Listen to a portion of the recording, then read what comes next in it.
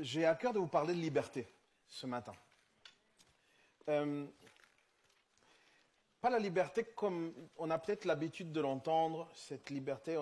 D'habitude, moi, en étant pasteur de jeunes en plus, on parle beaucoup de liberté sur le péché, etc., notre statut, etc. Mais je voudrais plutôt qu'on réfléchisse sur le concept de ce qu'est la vraie liberté.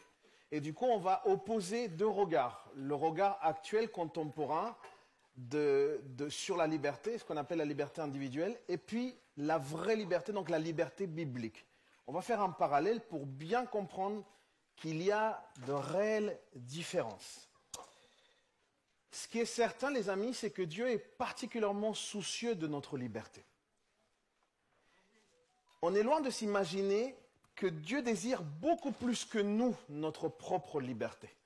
Le projet de Dieu, en nous sauvant, c'est qu'on devienne libre. Et dans un pays comme le nôtre, où la liberté individuelle semble être un Dieu, comme je l'ai dit plein de fois, les gens seraient vraiment surpris de savoir à quel point Dieu est soucieux de la liberté de la personne. Et pour parler un petit peu plus sur ce sujet, je vous propose d'ouvrir avec moi le chapitre 5 de Galates. Galates chapitre 5. Au premier verset, il va dire la chose suivante. C'est pour la liberté que Christ nous a affranchis. C'est pour la liberté que Christ nous a affranchis. Si c'est pour la liberté que Christ nous a affranchis, ça veut dire aussi que la liberté va être un cheminement pour chacun d'entre nous. Et dans ce cheminement, nous allons retrouver différentes situations qui vont nous permettre d'arriver à cette fameuse liberté que Dieu veut de nous. Sauf qu'on ne discerne pas toujours que c'est vraiment un plan de Dieu pour notre liberté que de vivre telle ou telle situation. Et parfois, au lieu d'aller vers cette liberté, on stagne et on résiste, et du coup, on devient esclave de ceux qui, finalement, nous emprisonnent. Et j'en parle, par exemple, sur le sujet du pardon. Le pardon, les amis, c'est pour moi un moyen incroyable de liberté.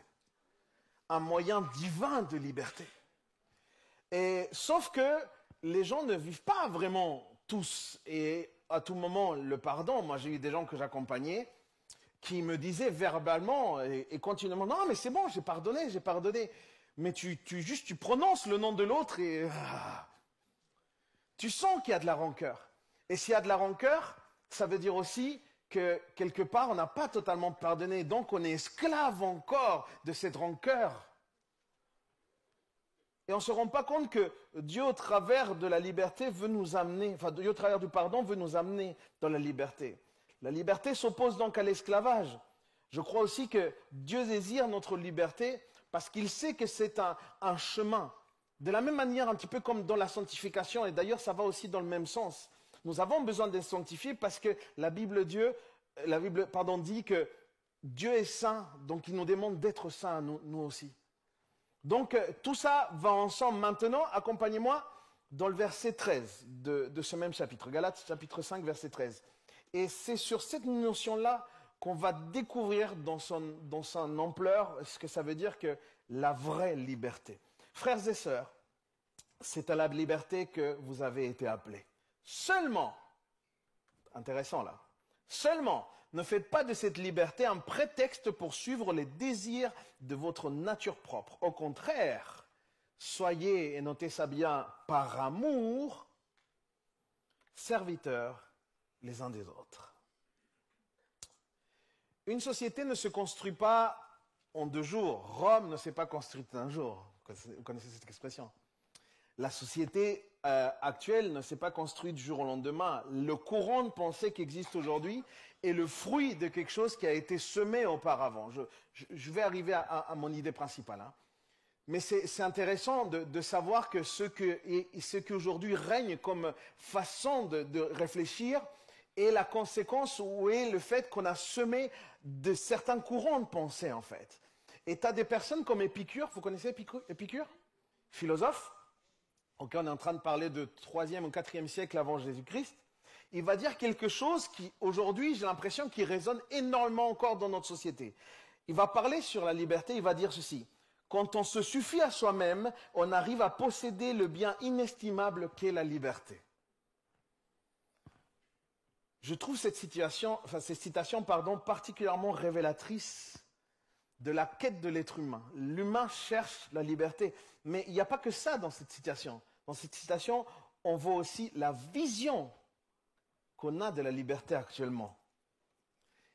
Un autre exemple. Il y a récemment deux personnes qui sont assez connues dans le milieu des réseaux sociaux pour avoir réussi dans tout ce qui est l'entrepreneuriat.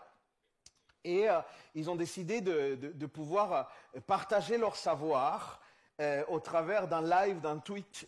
Ouais, c'est ça un Twitch? Aidez-moi les geeks. C'est ça ou pas? Faites pas genre vous connaissez pas. Ça a apparu aussi sur TikTok et sur YouTube en même temps. Il y avait des milliers de personnes qui ont suivi ce live parce que c'était des personnes que les gens appréciaient écouter. Ce sont vraiment les entrepreneurs modernes. Ils n'ont pas suivi la voie classique. Tu ne vas pas les retrouver dans le journal des Échos, mais tu les retrouves dans ce monde un peu parallèle qui sont les réseaux sociaux. Et ils ont été suivis vraiment par des milliers de personnes. Et ce qu'ils présentaient, c'était comment pouvoir entreprendre avec l'intelligence artificielle. Donc c'est vraiment quelque chose de très actuel. Si vous n'êtes pas au courant, il y a l'intelligence artificielle en ce moment. Si jamais vous êtes ermite. Eh ben, c'est un vrai sujet en fait. Et du coup, ils ont trouvé des pistes, des moyens pour pouvoir développer un business au travers de l'intelligence artificielle. Ce qui était intéressant, c'était pas tellement ça, c'est pas ça qui nous intéresse aujourd'hui, c'était qu'ils ont fait un sondage. Et dans le sondage, ils ont simplement posé la question: qu'est-ce qui vous pousse à vouloir être entrepreneur? Pourquoi voulez-vous aujourd'hui être entrepreneur? Et la réponse qui avait été donnée le nombre de fois le plus important, c'était celle-ci. C'était pour devenir libre.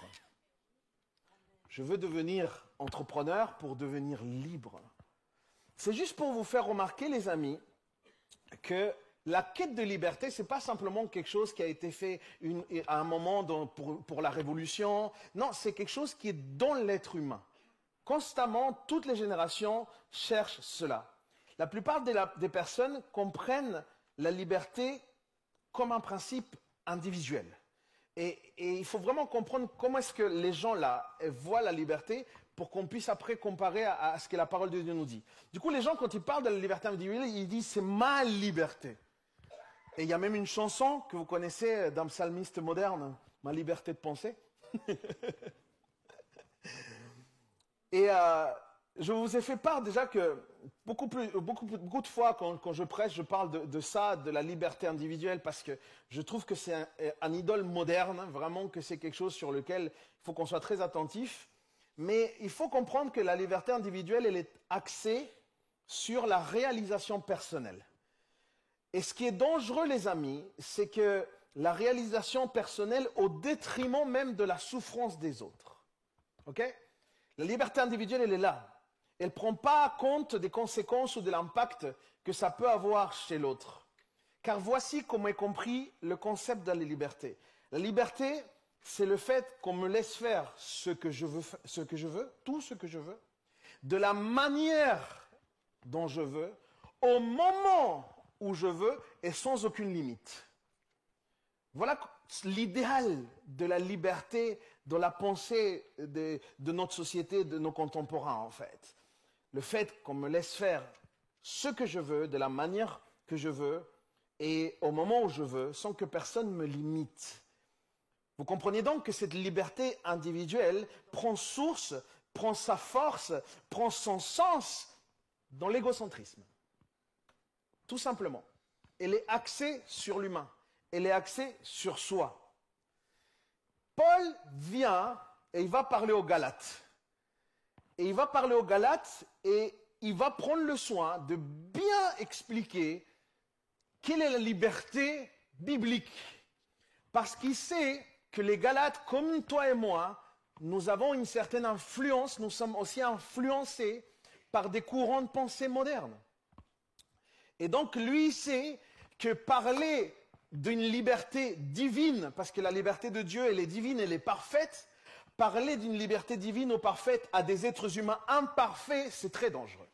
C'est très dangereux de dire à quelqu'un d'imparfait, dire tu es libre. Parce que derrière cette liberté, si on n'a pas la notion et l'enseignement biblique, eh ben on y met tout et n'importe quoi. Et c'est pour ça en fait que Paul dit, et il spécifie cette chose, il dit, on a une nature pécheresse, on hérite de cette nature à cause de la chute, donc il y a un danger à dire à tout va et sans explication à un pécheur qu'il est libre. Du coup, il leur dit au verset 13 que je vous disais, ne faites pas de cette liberté un prétexte pour suivre les désirs de votre propre nature. Vous comprenez? Il est en train de leur dire, c'est vrai que vous êtes libre en Jésus, c'est un acte, mais tu as des limites parce que ta nature demeure pécheresse. Donc c'est encore plus puissant que ça. Toi et moi avons besoin de limites dans la liberté que Dieu nous donne. Dans le milieu chrétien, j'ai croisé des gens qui semblaient défendre avec vigueur ce qu'on appelle la liberté de conscience. La liberté de conscience qui est quelque chose qui fait référence à 1 Corinthiens chapitre 10, dans l'épisode sur lequel on voit qu'il y a toute une question sur le fait de manger de la viande sacrifiée aux idoles ou pas. Et j'ai l'impression que dès qu'un chrétien se sent un peu accusé, dès qu'un chrétien semble qu'on bouge un peu ce qu'il pense de la parole de Dieu ou de la doctrine, etc. Dès qu'on le bouge un peu, il sort un peu cette carte joker, liberté de penser, attention. Et c'est assez flagrant parce que ça se réfère à quelque chose qui est effectivement dans la parole, mais qui mérite énormément de lumière pour être comprise. Parce que la liberté pour les personnes, la liberté de conscience implique que je suis convaincu dans ma conscience de quelque chose. Donc, il ne faut pas venir forcer à me dire autre chose. Il ne faut pas venir violer ma conscience. Et du coup, les gens donnent un crédit démesuré à cette fameuse conscience. Or, si nous sommes tous pécheurs, peut-être que tu es saint, toi, excuse-moi. Si nous sommes tous pécheurs, nos consciences le sont aussi. Nous ne sommes pas infaillibles. Le seul qui avait une conscience infaillible, c'était Jésus parce qu'il n'avait jamais péché. Ok? Un fait réel. Un pasteur en Floride, il y a quelques années, c'est un truc qui est arrivé, hein, c'est pour ça que je le dis. Il s'est levé un jour, en culte en dimanche, et il a commencé à enseigner ceci. Il a dit, frères et sœurs, je vais me marier à plusieurs femmes parce que je crois que la polygamie, c'est le plan de Dieu. Et il a dit ça comme ça. Et il a dit comme ça, j'ai la paix dans ma conscience, quoi. C'est aberrant, on est d'accord, ok? Imaginez, moi j'arrive, et je vous dis ce matin, les frères, je crois à la polygamie. Je finis même pas ma phrase, ma femme, je suis décédé en fait.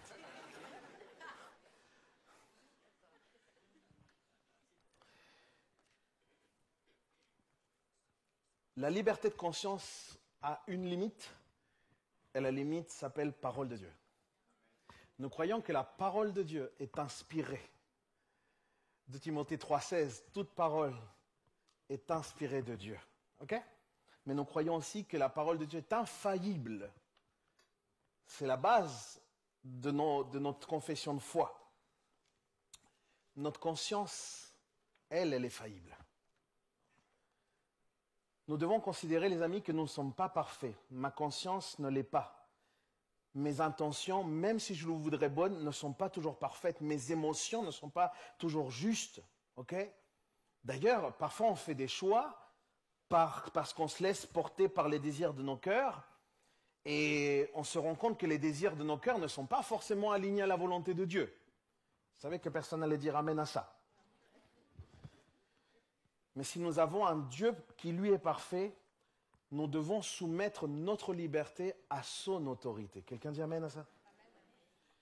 Pourquoi il est important de comprendre vraiment ce qui est la vision actuelle de la liberté, comme je vous le disais, dans ce monde?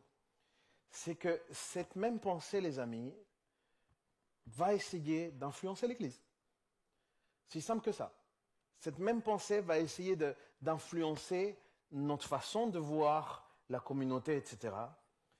Mais nous avons besoin de la vérité biblique, parce que dans la vérité biblique, on trouve la vraie liberté. D'ailleurs, n'est-il pas écrit, vous connaîtrez la vérité et la vérité vous affranchira, elle vous rendra libre. Ce qui littéralement veut dire que si nous ne sommes pas libres quelque part, les amis, c'est qu'on manque de vérité dans ce domaine.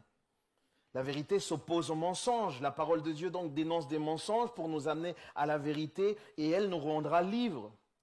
Mais Jésus nous dit, je suis le chemin, la vérité et la vie, ce qui veut dire que la vérité n'est pas un concept, n'est pas une philosophie, n'est pas un courant de pensée. La vérité, c'est une personne. La seule moyen pour avoir accès à la vérité, c'est en ayant une relation avec la personne qu'est la vérité. Et on n'a pas toujours conscience, mais Dieu, lui, a réfléchi, et j'arrive à mon point, a réfléchi la liberté comme un principe collectif. Dieu a réfléchi la liberté comme pour plusieurs, pour un peuple, pour toute une famille. Dieu n'a pas simplement sorti Moïse d'Égypte. Dieu a sorti Moïse et son peuple d'Égypte. Dieu n'a pas simplement béni d'ailleurs Moïse, Dieu a béni aussi le peuple. Dieu a réfléchi la liberté comme quelque chose de collectif. D'ailleurs, à chaque fois que tu trouves une exhortation dans la parole de Dieu qui parle de la liberté, ne parle jamais au singulier ou à une seule personne. Il y a toujours une pluralité. Il parle toujours à plusieurs. C'est que le principe de liberté dans la Bible doit toujours se contrebalancer à ça, justement, doit l'équilibrer avec ce qu'on appelle l'amour. Parce que si Dieu nous libère, il nous libère pour qu'on apprenne à aimer comme lui. On va aller sur cette idée. Ok? Regardez avec moi au verset 14, là, au même verset. Paul, il va dire un truc qui m'a choqué, mais ça va nous aider à comprendre là où j'arrive. En effet, toute la loi, et c'est ça qui m'a choqué, c'est qu'il a dit toute la loi. En effet, toute la loi est accomplie dans cette parole. Tu aimeras ton prochain comme toi-même. Et moi, ça m'a choqué parce que Jésus même ne dit pas ça. Ok? Mais il y a quelque chose que Paul comprenait et qui sous-entend derrière que nous avons besoin de comprendre nous aussi. Un pasteur latino-américain que j'aime beaucoup, parce que les latinos sont top. Vous croyez trop aux anglophones, vous. Revenez à le véritable évangile. Il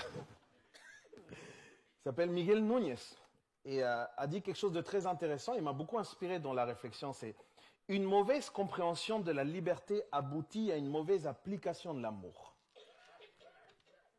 Et c'est très très intéressant. La liberté biblique est toujours en lien avec l'amour. L'amour envers Dieu, mais aussi l'amour avec les autres. L'amour qu'on a pour l'autre. Et ce qui se passe ici, c'est que Dieu, dans le principe de liberté, il marie la liberté à l'amour. Il les attache. Il les dissocie pas, il les divorce pas, il les garde ensemble, en fait. Et Paul simplifie comme personne le message central de la loi en disant « Tu aimeras ton prochain comme toi-même ». Et moi, je remarque juste que Jésus, le libérateur par excellence, qui a produit notre liberté d'ailleurs, lui va dire quelque chose d'autre pour simplifier la loi. Il va rajouter, tu aimeras le Seigneur ton Dieu de tout ton cœur, de toutes tes forces, de toute ta pensée. Deuxième partie, et tu aimeras ton prochain comme toi-même. Alors pourquoi Paul résume-t-il la loi encore plus que Jésus lui-même? Comment ose-t-il? Voici l'explication sur laquelle je me suis un peu cassé la tête pour la comprendre. Paul savait une chose primordiale. Il est impossible d'aimer les autres sans d'abord aimer Dieu. C'est un principe extrêmement fort qu'on voit aussi par l'enseignement de Jean. Mais ce qu'il est en train de dire, Paul, c'est que si tu aimes ton prochain, alors vraiment c'est que tu aimes Dieu. 1 Jean chapitre 4, versets 7 et 8, merci. 1 Jean chapitre 4, versets 7 et 8. Regardez ce qu'il nous dit. Bien-aimés, aimons-nous les uns les autres, car l'amour vient de Dieu. Regarde, impossible d'aimer son lien avec Dieu. L'amour vient de Dieu et toute personne qui aime est née de nouveau, est née de Dieu et connaît Dieu. Celui qui n'aime pas Dieu, celui qui n'aime pas n'a pas connu Dieu, car Dieu est amour. La liberté collective, les amis, contrairement à la liberté individuelle, donc la vraie liberté, elle prend sa source, elle prend sa force, elle prend son sens dans l'amour pour les autres. Il y a une énorme différence. Parce que l'une, le focus, il est sur nous-mêmes, et dans l'autre, le focus, il est sur les autres. Et comment est-ce qu'on voit de manière pratique cet amour? Ça nous le dit dans le verset 13 de Galates 5. Soyez par amour serviteurs les uns des autres. OK? Mais si on reste sur 1 Jean là, nous savons maintenant que la liberté collective est cette vraie liberté et qu'elle a un lien étroit, elle est mariée à l'amour. Et pourquoi? Parce que le service, les amis, est la marque de l'amour chez le chrétien. De tous ceux qui sont nés de nouveau, s'ils sont touchés par l'amour, ils servent les autres. Et je vais te dire une chose, parce que beaucoup d'entre nous voulons toujours aimer mieux. Je ne sais pas toi, mais moi, c'est mon désir. Je veux aimer comme Dieu. Et ce qui me dit le texte ici, c'est que pour aimer comme Dieu, ça requiert 2 conditions. D'abord, être né de nouveau, et la deuxième, c'est connaître Dieu. Vraiment connaître, mais ce verbe-là, connaître, c'est avoir une expérience personnelle avec. Ce n'est qu'en ayant une relation avec Dieu que nous allons vraiment le connaître, et parce que nous le connaissons, nous allons pouvoir aimer comme lui. Parce que l'image que nous avons de Dieu est vitale, les amis, pour notre vie chrétienne. L'image que j'ai de Dieu détermine comment est-ce que je vais aimer, comment est-ce que je vais pratiquer l'amour. Et les théologiens s'accordent à dire une chose, ils ne s'accordent pas sur grand-chose parfois. Mais là, ils s'accordent à dire quelque chose, c'est que beaucoup de problèmes chez le chrétien sont réduits à ce détail, la mauvaise image de Dieu. Si j'ai une mauvaise image de Dieu, si j'ai une image corrompue de Dieu, alors ma vie chrétienne se verra affectée. Mais inversement aussi, si j'ai une saine image, si j'ai une bonne image de Dieu, je vais progresser spirituellement. Les amis, vraiment comprenons ceci. L'amour, donc le projet de la liberté, c'est d'arriver à l'amour. L'amour pour notre prochain est la marque de la personne qui est née de nouveau. D'après les statistiques, presque tous les êtres humains naissent avec une tache de naissance. Vous avez une tache de naissance? Ne me la montrez pas. Juste pour savoir. Vous avez tous une tache de naissance normalement, non? Il y en a qui ne sont pas au courant. Hein. Mais normalement, on a tous une tache de naissance. L'amour pour notre prochain, c'est la tache de naissance du chrétien. Toute personne qui naît de nouveau a cette marque en lui. Regardez avec moi le chapitre d'avant de Jean. On était à Jean 4, 1 Jean chapitre 4. Là, on va à 1 Jean chapitre 3, au verset 10. Regarde bien. Et écoute, parce que ce verset, il fait mal. Moi, je trouve qu'il est violent. Du coup, je préfère te préparer. Là, il mitraille, là. C'est à cela que l'on reconnaît les enfants de Dieu et les enfants du diable. Celui qui ne pratique pas la justice n'est pas de Dieu, tout comme celui qui n'aime pas son frère. C'est cash, hein? Non, c'est énervé comme verset, je peux le dire. Les amis, la nouvelle naissance, le fait d'être né de Dieu, comme on le disait, c'est un lien direct avec le fait que Dieu met son esprit en nous. C'est ça, hein, la nouvelle naissance, c'est l'esprit de Dieu en nous. Et regarde, quand on est nouveau, et du coup on a cette dimension spirituelle dans laquelle on arrive, et ben, c'est quoi le premier fruit de l'esprit? C'est l'amour. Du coup, une personne qui est née de Dieu aime. C'est aussi simple que ça. Mais celui qui n'aime pas, il n'est pas né de Dieu, en fait. Tu veux reconnaître quelqu'un qui est né de nouveau ou pas? Voilà. Voilà notre truc à nous, les pasteurs. Voilà comment c'est. C'est dans cet amour qu'on va l'avoir. C'est aussi clair que ça. Parce que pour aimer, il faut 2 conditions, comme on nous disait. Être né de nouveau et connaître Dieu. Et les amis, plus nous allons connaître Dieu, mieux nous saurons aussi aimer les autres. Ok? Écoute ça, regarde. Plus tu t'approches de Dieu, plus tu le connaîtras, plus tu vas reconnaître aussi à quel point il est merveilleux, à quel point il est beau. On a un Dieu qui est merveilleux, qui est incroyablement beau. Ça transperce tout ce qu'on peut penser, ok? Et Dieu, dans sa magnifique, le fait que Dieu soit magnifique, plus on s'approche de ce Dieu magnifique et beau, plus aussi, normalement, on se rend compte à quel point nous, on est misérables. À quel point nous, on est moches. Ou on l'est dit. À cause du péché, bien évidemment, parce que vous êtes... Mais regarde, plus tu t'approches, c'est ça qui se passe. Parce que plus tu réalises, en fait, ta condition. Et c'est intéressant, et c'est voulu par Dieu. Quand on s'approche de Dieu, et le fait qu'on voit notre condition, ça permet aussi que ça nous rende plus humbles. Parce que si tu vois tes imperfections, tu ne vas pas te la raconter. Et bien, plus tu deviens humble, mieux tu aimes les autres. Parce que plus tu deviens humble, et ben, moins tu es amoureux de toi-même. Du coup, plus tu peux porter de l'amour sur les autres. Mais en s'approchant de Dieu, il se passe ce phénomène. Vous connaissez les miroirs que les filles utilisent, là. Il y a des miroirs intéressants chez les filles, qui ont un peu un double sens, tu vois. D'un côté, normal, et tu tournes, tu as un zoom, tu vois. Du coup, d'un côté normal, et de l'autre côté, tu as le côté obscur de la force. Ok? Tu as l'ensemble des imperfections qui apparaissent, et toi, tu le retournes, tu dis non, j'étais pas prêt à voir ça. Quand on s'approche de Dieu, c'est pareil. On s'approche de Dieu, on voit de plus près qui nous sommes. Et plus on comprend qui nous sommes, et ben plus on se rend compte que vraiment nous n'avions pas d'aucune manière de mérite à que Dieu nous sauve. Et inversement aussi, les amis, c'est ça le phénomène le plus terrible. C'est que moi, je connais Dieu, plus je me trouve beau. Il y en a qui n'ont pas compris, parce qu'ils avaient compris, ils n'auraient pas dit Amen. Écoute, moins tu connais Dieu, plus tu sembles beau. Ok? C'est comme si tu te posais la question, finalement, il n'y a pas tant de péché que ça en moi. Je ne suis pas si imparfait que ça. Je semble beau, quoi. Ok? Et ma question, c'est, est-ce que tu te trouves beau, toi, en ce moment?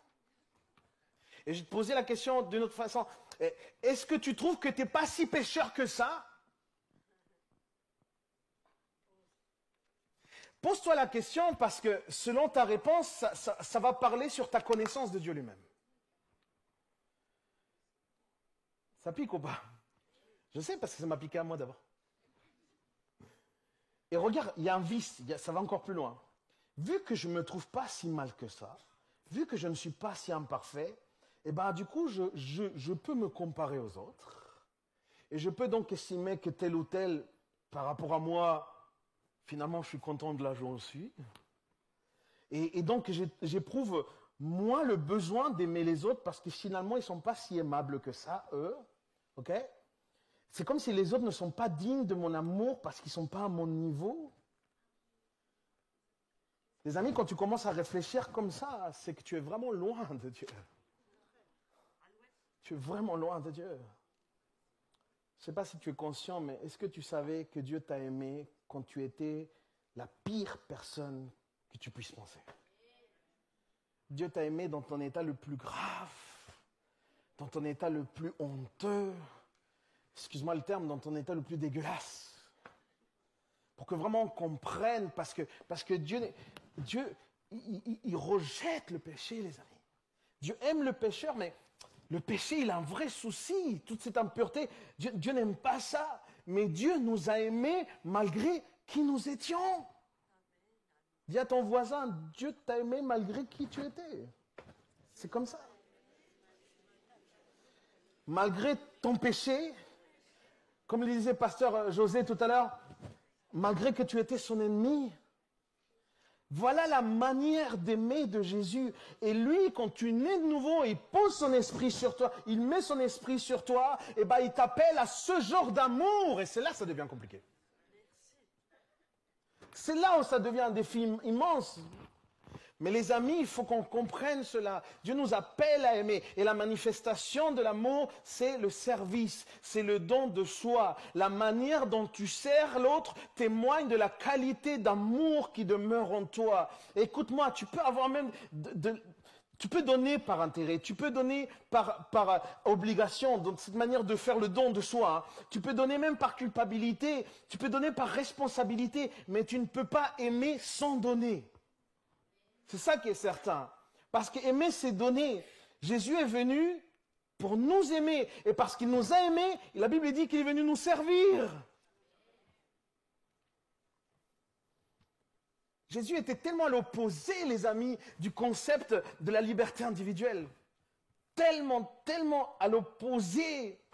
Parce que la liberté individuelle, dans la liberté individuelle, on passe notre temps à revendiquer des choses, à réclamer des droits, toujours et toujours. Et je sais de quoi je parle en ce moment. Ma question est celle-ci. Est-ce que tu vois Jésus réclamer des droits? Est-ce que Jésus, quand il va naître, Jésus, le Fils de Dieu, est-ce que tu vois Jésus ou un ange qui envoie une lettre recommandée pour qu'on puisse accueillir Jésus dans quelque chose qui soit très propre, avec des linges propres, avec un lit bien confortable?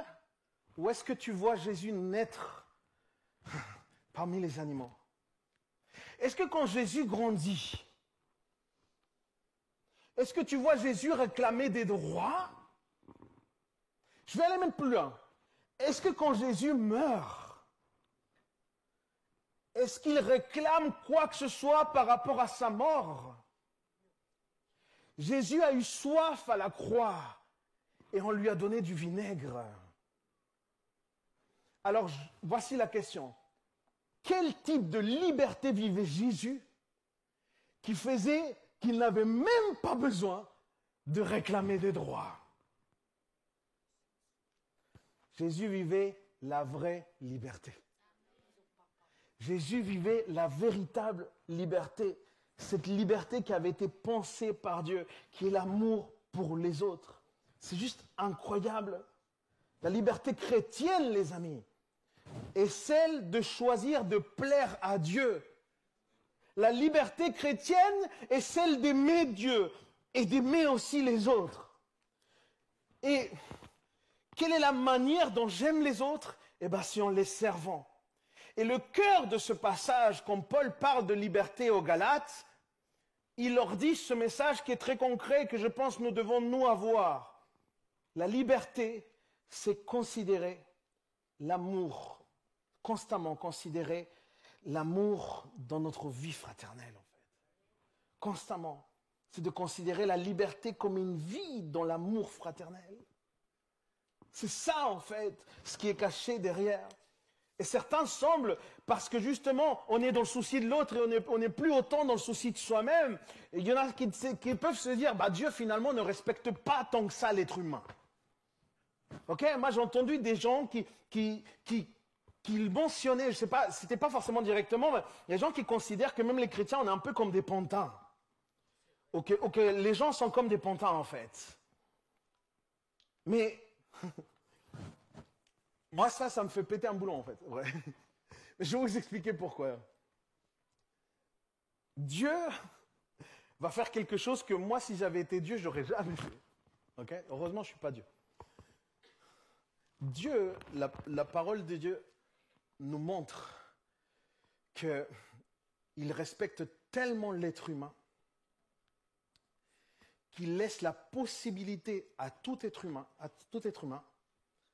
de lui dire non à Dieu lui-même. Quand la personne naît, elle naît avec ce droit-là de pouvoir dire non à Dieu.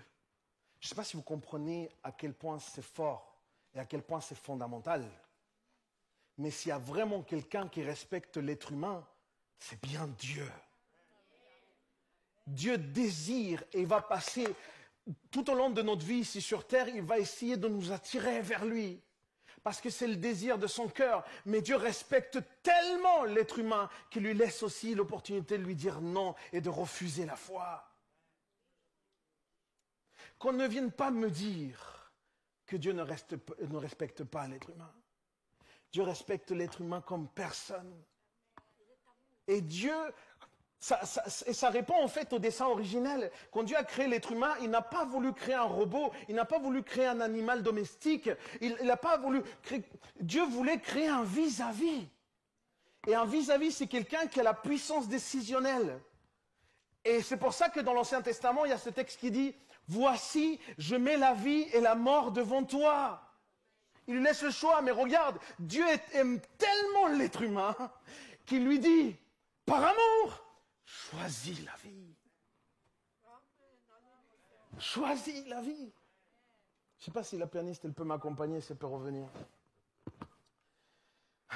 Tout cela est tellement important pour qu'on réalise c'est quoi la vraie liberté. Dieu a créé justement l'être humain à son image dans le projet de pouvoir vivre une relation authentique, honnête, et une relation sans contrainte, mais pas simplement avec nous, avec son peuple. Et de la même manière, les amis, que Dieu laisse à l'humanité l'opportunité de lui dire non, de la même manière, Dieu désire de la part de ses enfants un oui sincère. Dieu désire de notre part qu'on lui dise un oui qui vient du cœur. Je t'accepte, Seigneur. Un oui qui reconnaît notre dépendance à Dieu. Que notre liberté de décision soit marquée par le choix de ne pas mener une vie qui nous plaît ou qui nous enorgueillit, mais plutôt de choisir une vie qui lui plaît à lui. Une vie qui s'aligne à sa parole. La liberté, les amis, ce n'est pas de l'autonomie. Il y en a qui confondent ça aussi. La liberté, la vraie liberté, il y a une dépendance à Dieu. Et je vais te dire, parce que nous sommes créatures. Tu es d'accord avec moi? Combien savent ici qu'on est créé par Dieu? Levez la main, ceux qui sont convaincus. Les autres, on pourra discuter après, si vous voulez. Si nous sommes créatures, les amis, il ne convient pas à une créature de devenir orgueilleuse. C'est-à-dire qu'on ne peut pas se dire appartenir à Dieu et agir n'importe comment. On ne peut pas faire ça. Dieu a libéré Israël parce qu'il lui appartenait, parce qu'il avait un projet pour Israël. Et c'est le même appel pour toi et pour moi. Je me suis intéressé un peu à ce mot autonomie et j'ai trouvé deux autres mots qui étaient intéressants. L'autonomie, c'est la loi de soi. Dieu ne t'appelle pas à ça. Il y a aussi hétéronomie. Hétéronomie, c'est la loi de l'autre. D'ici, vous allez sortir avec une tête pour la même offrande.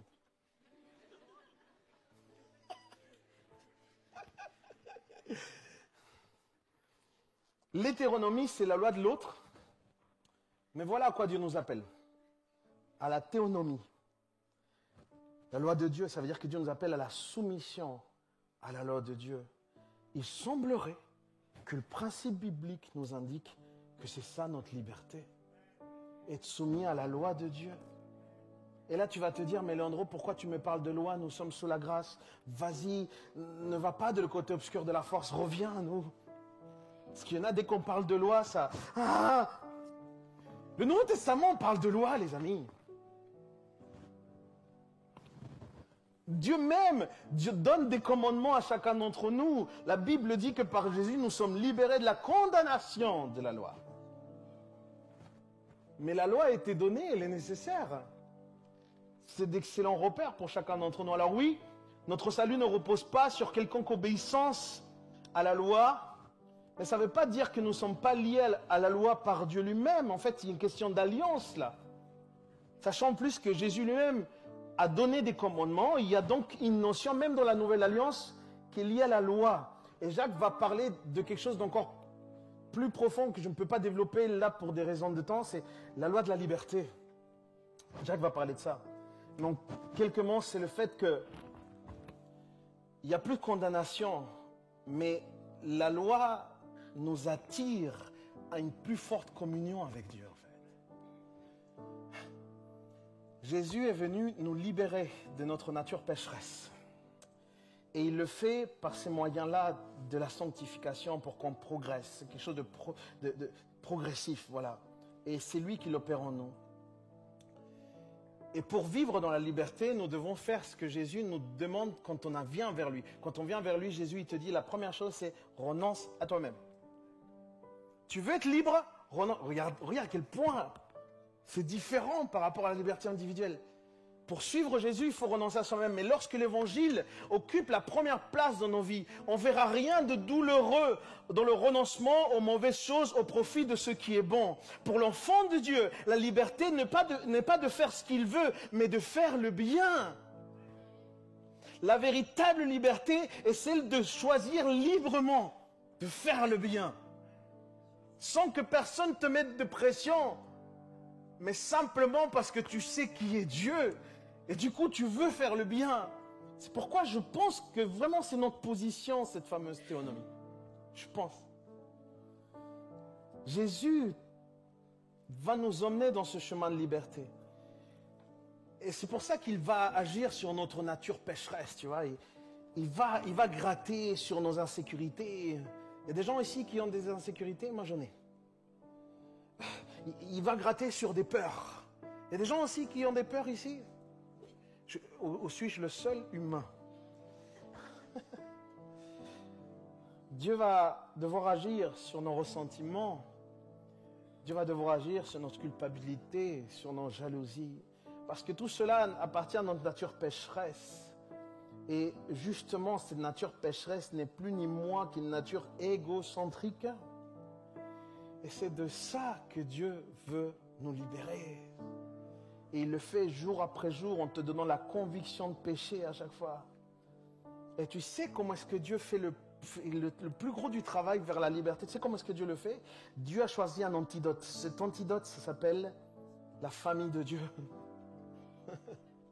Dieu a choisi la collectivité, la famille, pour travailler en nous, notre caractère, pour nous façonner et nous amener vers la liberté qu'il nous a appelés. Quelqu'un dit Amen.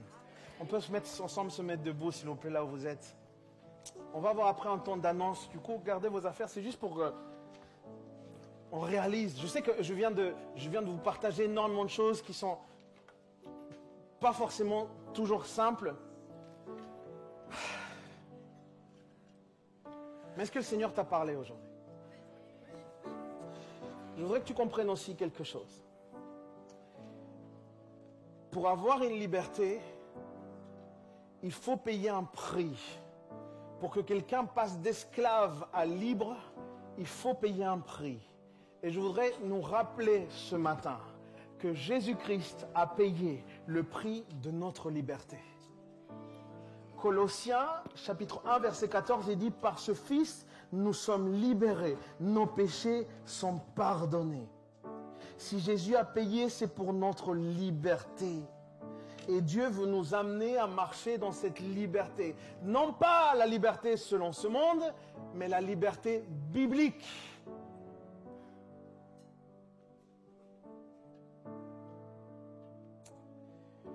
Fermons tous nos yeux là où nous sommes, s'il vous plaît.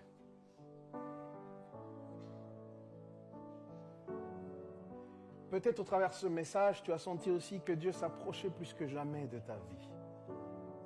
Et peut-être aussi que tu n'as jamais fait ce pas de pouvoir lui donner ta vie.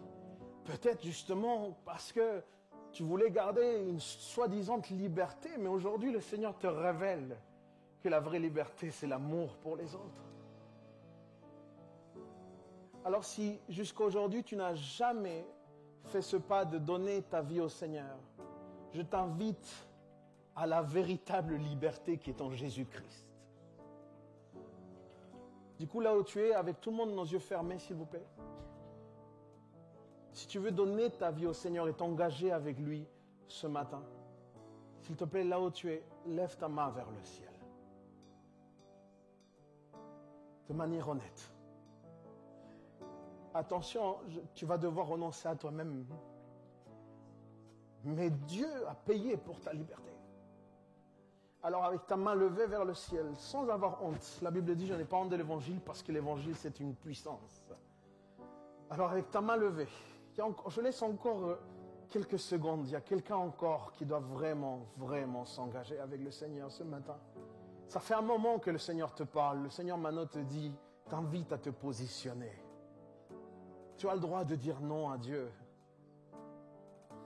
Mais le Seigneur t'aime et il espère un oui pour te libérer aussi. Alors avec ta main levée là où tu es, s'il te plaît, très haut, je vais t'inviter simplement à faire cette prière avec moi. Jésus, je t'invite à la faire audiblement. Celui qui déclare par sa bouche, me dit la parole. Alors dis audiblement, Jésus, aujourd'hui, je viens te donner ma vie. Je te demande pardon pour mes péchés. Je te demande pardon pour mes fautes. Je crois que tu es mort, mais que tu es ressuscité d'entre les morts pour me donner la vie et pour me rendre libre. Alors à partir de ce jour, inscris mon nom dans le livre de la vie. Car ma liberté et mon éternité commencent avec toi maintenant. Au nom de Jésus. Amen.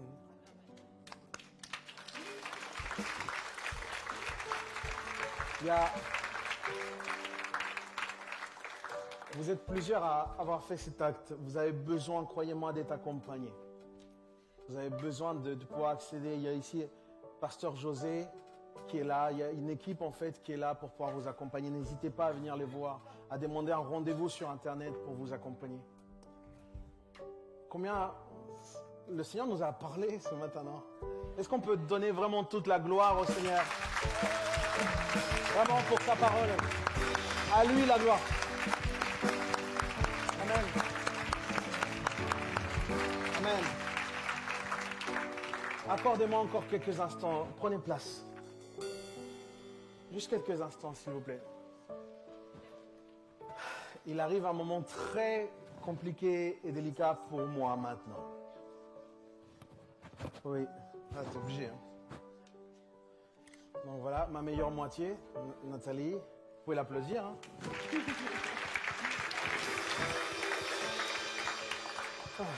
Alors, comment on va faire ça?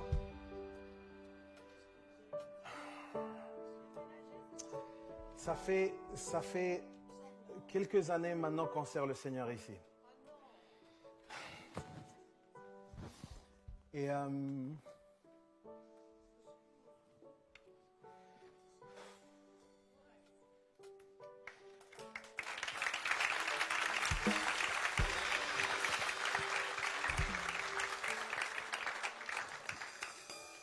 nous avons beaucoup apprécié comment est-ce que le Seigneur a œuvré dans nos vies au travers ce temps de ministère ici à Paris. Et le Seigneur nous a donné une conviction. Il nous a demandé un pas de foi. Un pas de foi parce qu'on n'a aucune raison intelligible pour partir d'ici. Ça se passe bien, on est honoré. Vous nous aimez comme rarement on m'a aimé. On se sent dans une belle équipe. Et toi aussi là. Et il y a beaucoup de respect, beaucoup d'amour. Et vraiment, j'ai beaucoup évolué. On a beaucoup évolué dans notre ministère ici. Je pense vraiment que l'Église fait le pasteur. Je crois vraiment qu'il y a dans l'Église une capacité à rendre un ministère bien meilleur. Et j'ai été tellement heureux de servir particulièrement les jeunes adultes à Paris pendant ces quelques années.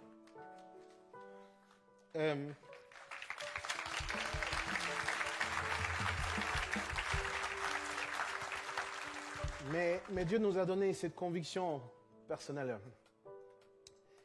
Cette conviction qui dépasse parce que c'est l'appel que le Seigneur met dans nos vies. Et crois-moi, il y a un truc sur lequel il ne faut pas résister. C'est ce que Dieu t'appelle à faire. Et Dieu m'a dit littéralement ceci, je vais vous le confesser. Il m'a dit, Leandro, tu ne peux pas prêcher de la foi comme tu le fais sans toi-même vivre la foi. Sans toi-même vivre par la foi. Et du coup, à partir de cet été, nous allons quitter l'église Paris Métropole. Et on va aller prendre un poste de pasteur principal dans une nouvelle assemblée qui va être sûrement en dehors de la région parisienne. Et je tiens à vous dire merci à chacun d'entre vous pour tout ce que vous avez apporté. Merci au CA et bien évidemment à notre équipe pastorale. On était vraiment, vraiment honorés de pouvoir vous servir. Merci.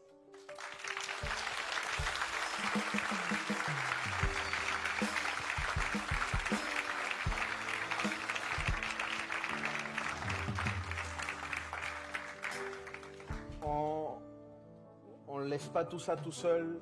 JAP est un ministère que Dieu a voulu. Et il y a un nouveau pasteur qui arrive, un jeune couple qui ont vraiment un superbe ministère de là où ils viennent.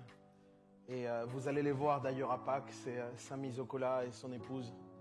Priez pour ce couple qui vont prendre cette immense responsabilité qui est de prendre JAP aussi. Voilà, c'est Béni, merci.